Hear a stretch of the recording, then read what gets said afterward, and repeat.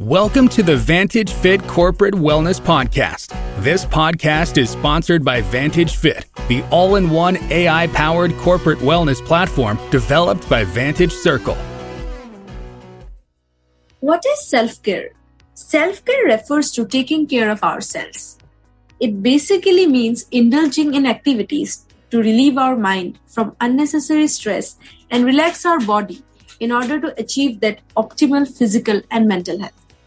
All in all, self-care implies attaining the emotional well-being. Now, self-care can be anything. It can be getting a massage, eating at your favorite joint, or even taking a trip. In short, self-care is anything that makes your body and mind happy. So, in today's episode of Vantage Fit Corporate Wellness Podcast, we are going to discuss more on this topic of therapeutic self-care. I'm your host, Dipshi, and today I have with me Adeola Mead. Welcome to the show, Adeola. Thank you so much for having me. Thank you so much for joining us today. We're so glad to have you here. So, tell us about yourself and your journey in the area of wellness. Sure. So I am a naturopathic physician and was born in Nigeria and always wanted to be a doctor. From before I can remember, my mom tells me I would go around telling my grandparents and family members that I was their doctor and I was going to take care of them. So this was always in my heart. And I came from a family of healers, of philosophers, and our natural medicine in our culture was a big part of my family's life. We were always given herbs and in community and always building relationships that were very healing. So it made sense to me when I was looking into becoming a physician that naturopathic medicine was a good fit because it's all about healing whole persons and not just symptoms, using the healing power of nature, building therapeutic relationships to improve health. And doing so holistically, looking comprehensively and looking at underlying root causes of illnesses. So it really resonated deeply with me. And I went into naturopathic medicine and have loved every minute of it. That's really great. And it's very inspiring what you do, actually. Thank you. Okay, so when we talk about self-care and therapeutic self-care, what do you mean by that? Can you share some examples as well? Sure. When I say therapeutic self-care, I'm referring to probably one step back before the activity of self-care, which is just self-awareness. So taking the time to understand what's going on in your life, in your mind, in your body, and figuring out where there are imbalances. And then from that information, from that knowledge, deciding what you can do for yourself to alleviate pain, to improve health, and to move away from that state of dis-ease or distress. So it really means figuring out what is wrong first, and then making a very specific action plan that would be therapeutic or curative to alleviate those problems. So as opposed to necessarily doing self-care that is, a lot of times we think of self-care as taking a break, going on vacation, going to get a massage or something like that. And those are great. Getting your nails done, getting your hair done, that kind of thing. Those are great and can really help to take the mind off of stresses and help to relax the body as well.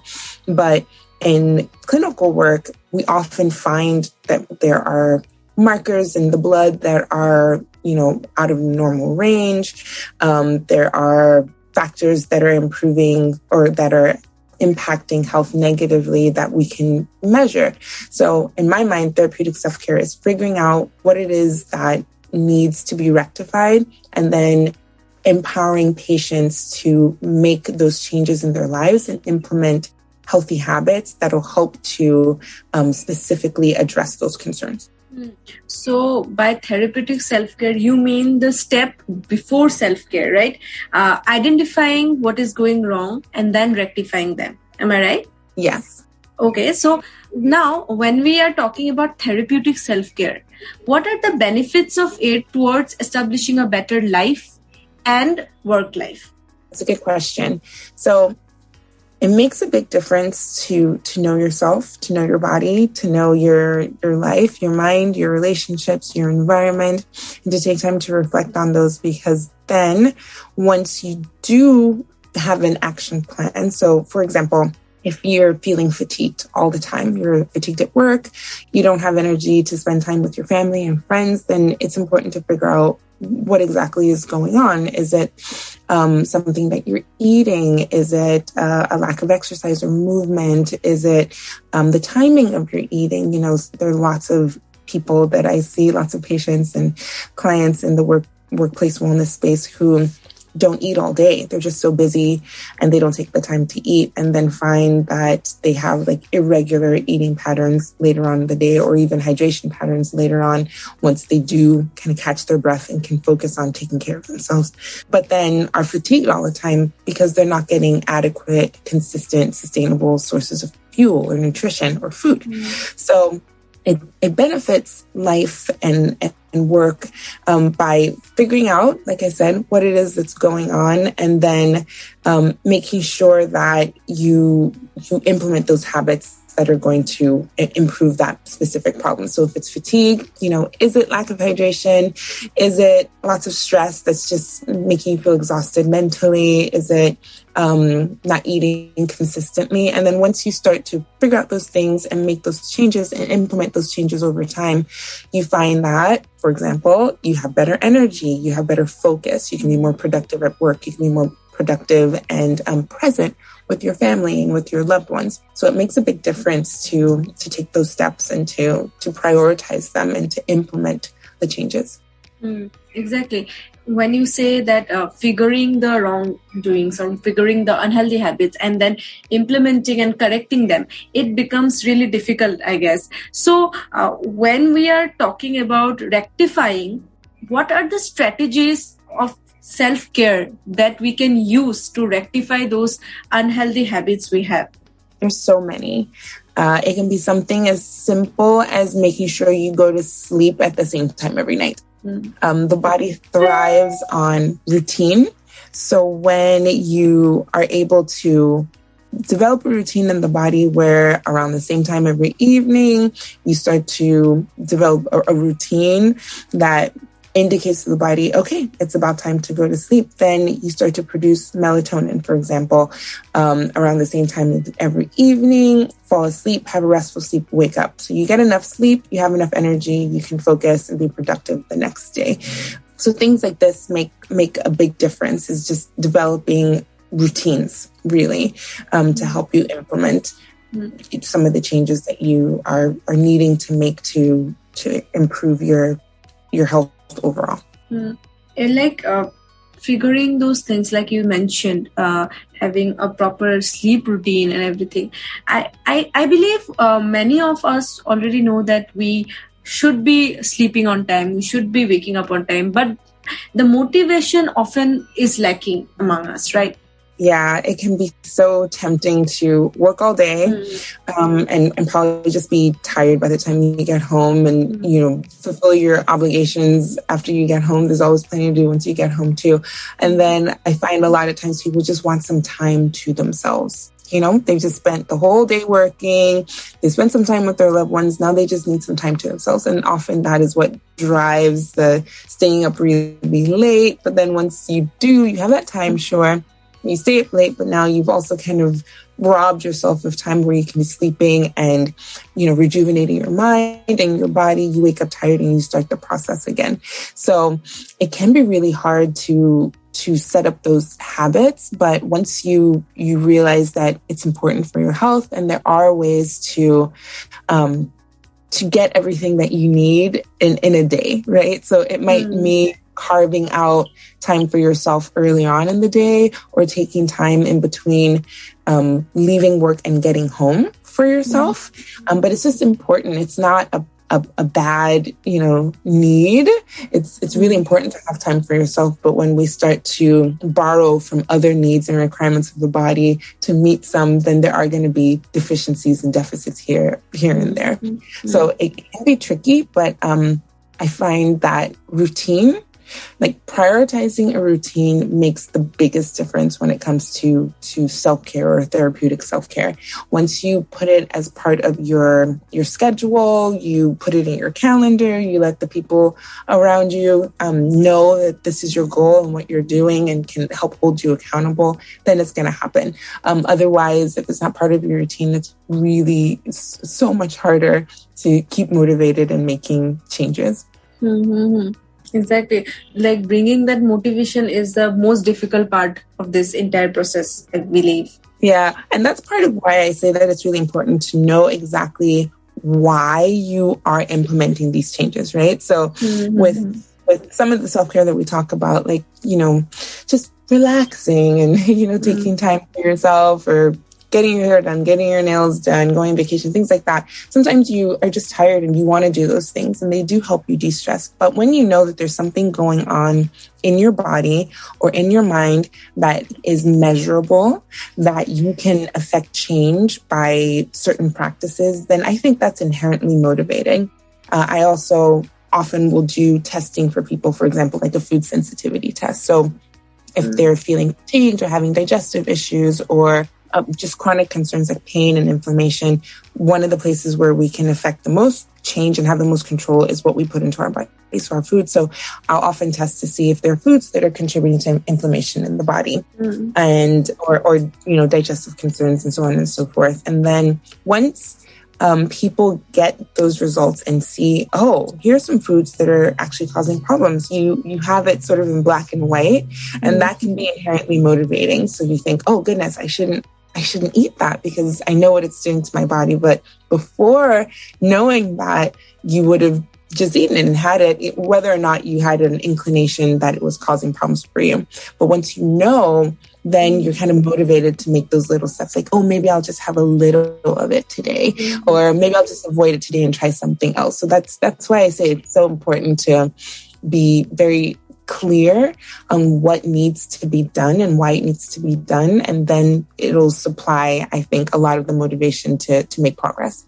Even though motivation is the hardest part, and that is the reason it also requires some tricks here and there. Yeah, absolutely. That's also why the accountability makes a big difference too, right? So if I say, oh, okay, I'm going to start exercising every day for the next 2 weeks, but I never tell anyone, and I'm just making this indication in my mind, okay, I'm going to start doing this. But then when it comes time to go outside for a walk, I say, well, I have just this last thing to do for work and then I'll go after. Or, I'm actually kind of hungry, so I'm just going to grab a bite and then maybe after. Oh, goodness, that was a big meal. I'm so tired now. I think I'll do it tomorrow.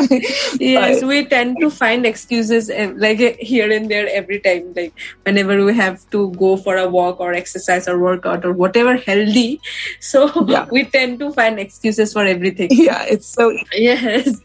It's so easy. And part of the mind trick is that you convince yourself that you're taking care of yourself by indulging in the excuse, well, I'm so tired, I should rest, or I should get my work done. It's so important for me to be productive. And those things are true. But if you have decided to implement this change that is important for your health in a very specific way, and you tell your workmate, or you tell your spouse, or you tell your brother, sister, someone who lives nearby, and you set an alarm, when they see you working instead of going for your walk at that designated time, they say, weren't you going to go for a walk? And now it's not just you that you're accountable to. Or if you join a group that has a similar goal, those can be really helpful, especially in the workplace too. We host wellness activities for groups where everyone has the same content, has the same prompts for wellness activities every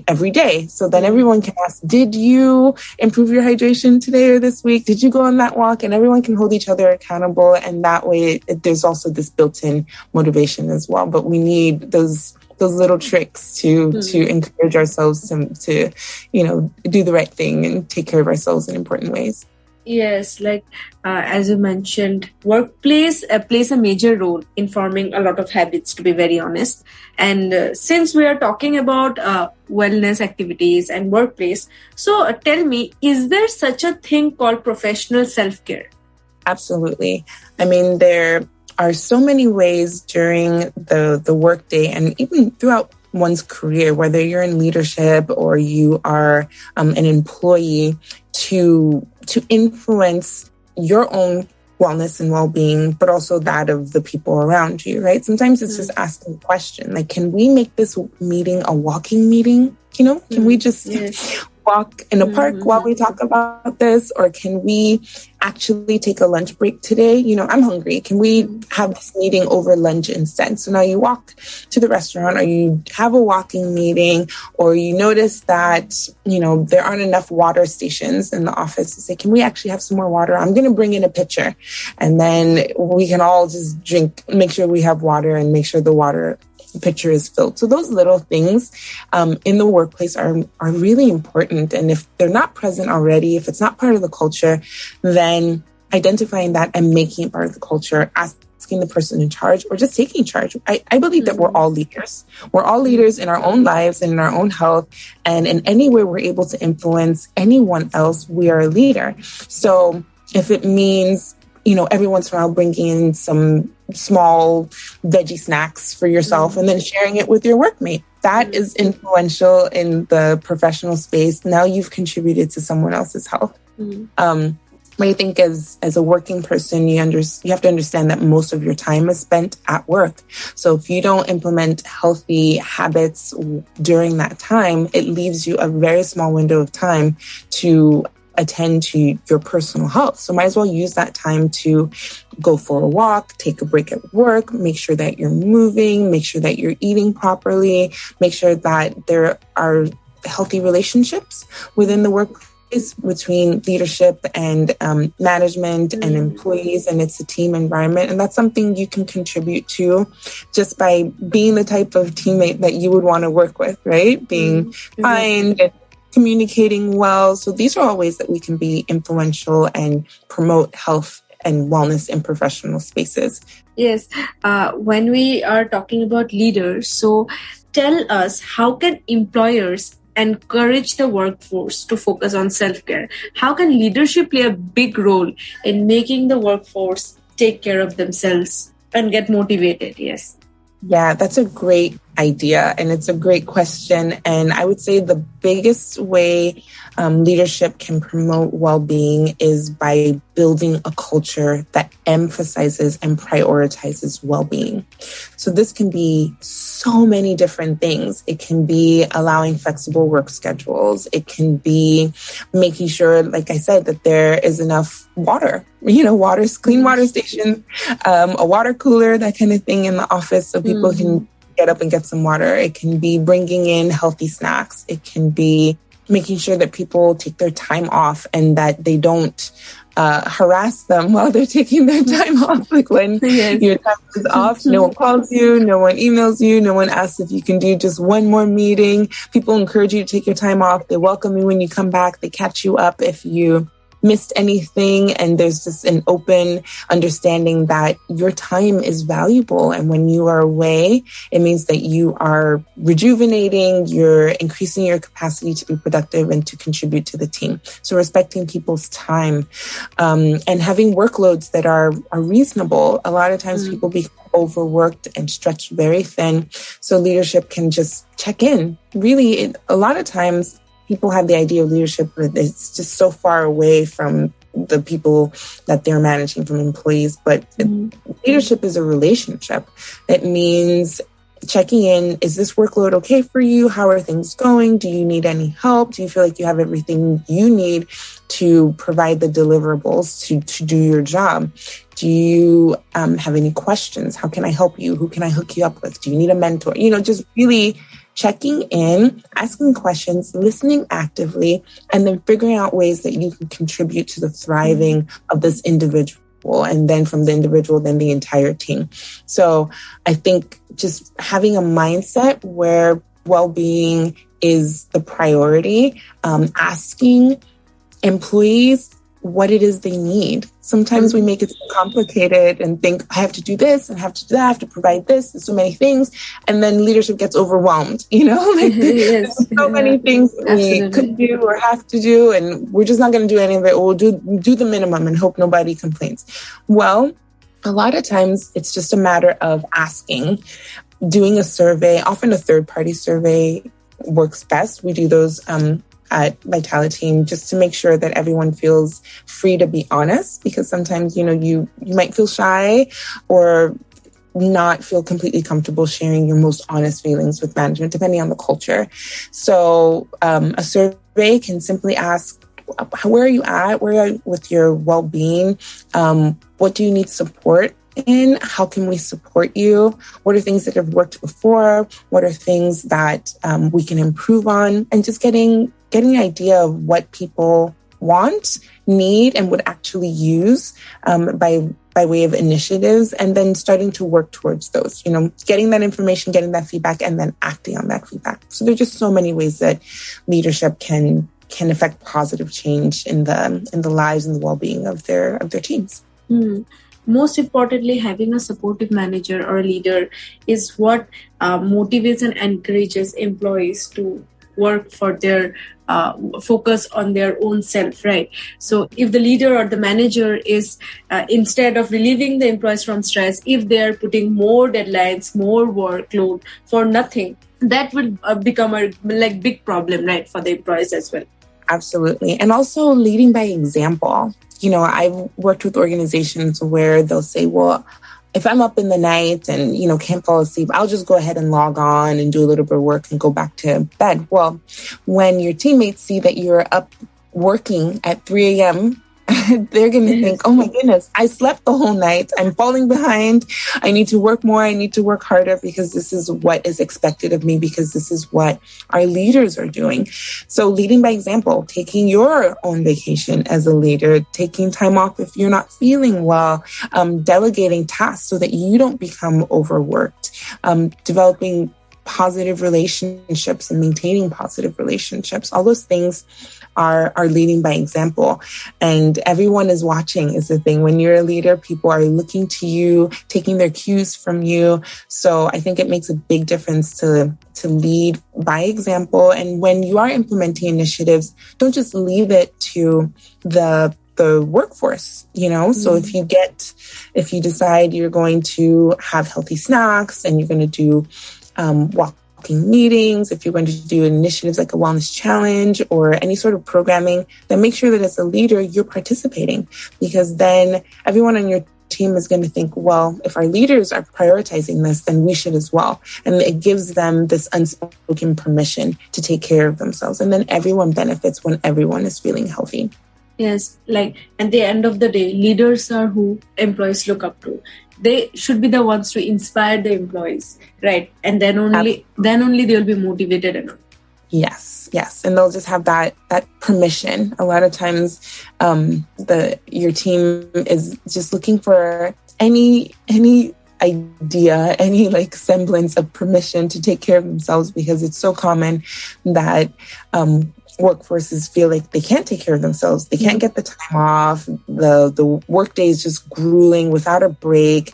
They're just exhausted. But if they have a pace at work that is manageable, then they might say, you know what, I'm gonna take a lunch break. Things are going pretty well this morning. I'm gonna take a break for lunch, reconnect with myself, enjoy the outdoors maybe, and come back and get back to it. And especially if leadership is doing that too, then that kind of brings the shoulders down from the ears and makes you feel like I can do this. This is not too much for me. And then it also makes space for responsibilities in the rest of your life. Yes. So absolutely. You don't want to rob yourself of experiences outside of work because all day, all the time, you're focused on work. So those things can help you to build balance. When you have a balanced life and pace at work, then you can also create one in your personal life.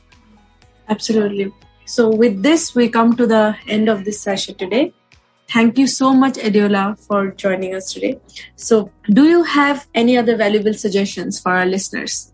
I think the most important one is to take time to reflect on what you need for your mental health, emotional health, physical health, spiritual health, whatever it is, relational health. Take time to really think about it, to assess where you are, to make an action plan on your own with loved ones, with the help of a professional, to reach those health goals and to bring a sense of harmony and unity so that you can be productive in all walks of life. So take time to reflect, figure out what needs to be done, and then surround yourself with people who will support you to make those positive changes.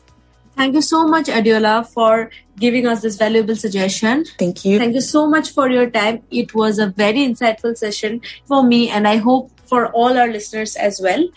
Thank you so much, and hope you have a great day ahead. Thank you. Thank you. Thanks for having me. Thanks for listening to Vantage Fit Corporate Wellness Podcast. Please do subscribe to Vantage Fit Corporate Wellness Podcast on Apple Podcasts, Spotify, and our YouTube channel for new episodes.